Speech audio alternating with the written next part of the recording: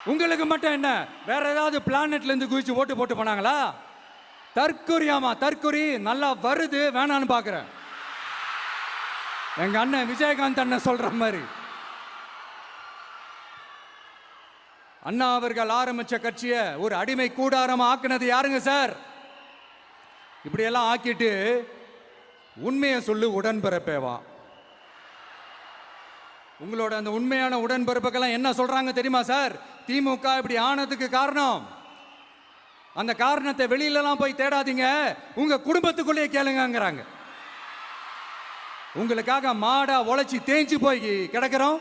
திமுக இப்படி ஆனதுக்கு காரணம் உழைக்காம சொகுசா இருக்கிற உங்க குடும்பத்துக்குள்ளேயே போய் கேளுங்கிறாங்க. ஒவ்வொரு திமுக தொண்டனும் அதை சொல்றாங்க. அதை புரிஞ்சிக்காம நம்மளையும் நம்ம மக்களையும் தப்பா பேசிக்கிட்டு, நீங்க மக்களை தப்பா பேசுனீங்கன்னா இந்த விஜய் வந்து கேள்வி கேட்பான், சும்மா இருக்க மாட்டான். இந்த விஜயும் தமிழ்நாட்டு மக்களும் வேறு வேறு இல்லை. இந்த விஜய் தான் தமிழ்நாட்டு மக்களோட ஒரு உண்மையான ஒரே பிரதிநிதி. இது இன்னைக்கும் சரி, நாளைக்கும் சரி, நாளன்னைக்கும் சரி, இதுதான் நிஜம்.